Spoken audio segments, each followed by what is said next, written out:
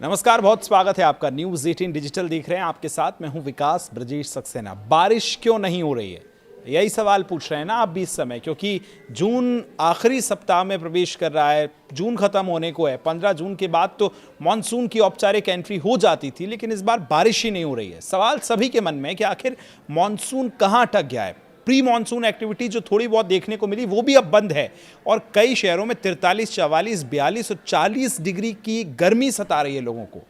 आज यही आपको बताते हैं कि कहां मानसून रुका है, कब तक आपके क्षेत्र में बारिश हो सकती है। दरअसल 12 दिनों से तेलंगाना में मानसून अटका हुआ है और अब आगे बढ़ सकता है, ये राहत भरी खबर है। मौसम विभाग के मुताबिक 23 जून तक इसके छत्तीसगढ़ पहुंचने की संभावना है, जो आज से 10 दिन पहले पहुंच जाना चाहिए था। महाराष्ट्र, तेलंगाना, उड़ीसा, झारखंड, बिहार और छत्तीसगढ़ के कुछ हिस्सों में मानसून के लिए जरूरी सिस्टम अब सक्रिय होता नजर आ रहा है।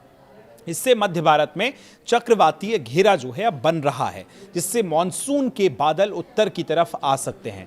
मानसून 15 दिन में 19 राज्यों तक पहुंच चुका है, लेकिन 8 जून से तेलंगाना में अटका हुआ था और आज 20 जून होने को आई। बिहार में शुक्रवार को बिजली गिरने से 6 लोगों की और झारखंड में 8 लोगों की जान गई।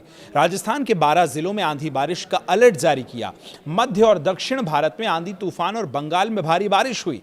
मौसम विभाग के मुताबिक पश्चिमी मध्य प्रदेश में 21 से 23 जून के बीच आंधी तूफान और 40 से 50 किलोमीटर प्रति घंटे की रफ्तार से हवाएं चलने की संभावना है। वहीं महाराष्ट्र के विदर्भ में 19 से 23 जून तक ऐसा ही मौसम रहने की उम्मीद है। तो छत्तीसगढ़ में भी 19 से 23 जून के बीच आंधी तूफान और बिजली गिरने की आशंका है।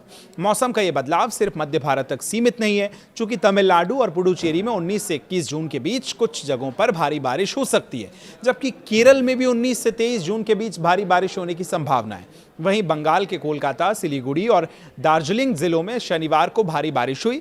दार्जिलिंग के बालासन नदी उफान पर आ गई, जिससे नदी पर ह्यूम पाइप से बना पुल टूटकर बह गया। 8 राज्यों में गर्मी का असर अभी भी नजर आ रहा है, लेकिन पारा 40 के पार है, जो हम शुरू में आपसे कह रहे थे। इसमें मध्य प्रदेश, यूपी, बिहार, झारखंड, राजस्थान, गुजरात, महाराष्ट्र और तेलंगाना के कई शहरों में बुधवार को भी पारा 40 डिग्री से ज्यादा रहा है। देश भर में सबसे ज्यादा पारा जो है वो उत्तर प्रदेश के बांदा में 44 डिग्री दर्ज किया गया। वहीं यूपी के प्रयागराज में 43, एमपी के खजुराहो में 42, महाराष्ट्र के ब्रह्मपुरी में 42, छत्तीसगढ़ के राजनांदगांव में 42, बिहार के छपरा में 41 और झारखंड के डाल्टनगंज में 40 रहा। अगले 2 दिन मौसम कैसा रहने वाला है, यानी 21 जून और 22 जून। तो 21 जून की सबसे पहले बात कर लेते हैं। बिहार, झारखंड, उड़ीसा, पश्चिम बंगाल और सिक्किम में बारिश की संभावना है। बिहार में कुछ जगहों पर 50 से 70 किलोमीटर प्रति घंटे की रफ्तार से हवाएं चलेंगी।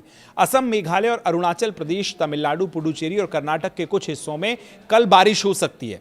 राजस्थान, मध्य प्रदेश, छत्तीसगढ़ और विदर्भ में गरज चमक के साथ बारिश की संभावना है। कई इलाकों में यहां भी 40 से 60 की रफ्तार से हवाएं चलेंगी। वहीं 22 जून यानी परसों हम देखें तो सिक्किम, उत्तर बंगाल, असम, मेघालय में भारी बारिश की संभावना है। राजस्थान और मध्य प्रदेश में बारिश के साथ 40 से 60 किलोमीटर प्रति घंटे की रफ्तार से हवाएं चल सकती हैं। झारखंड, उड़ीसा और पश्चिम बंगाल में गरज चमक के साथ बारिश की संभावना है। तमिलनाडु, पुडुचेरी, कर्नाटक और महाराष्ट्र के कुछ हिस्सों में भी बारिश जारी रह सकती है। इस बार मध्य प्रदेश में दक्षिण पश्चिम मानसून 8 से 10 दिन लेट हो सकता है। आईएमडी ने प्रदेश भर में 25 जून तक दरअसल मानसून की एंट्री का अनुमान जताया है। इससे पहले प्री मानसून की एक्टिविटी भी जारी रहेगी।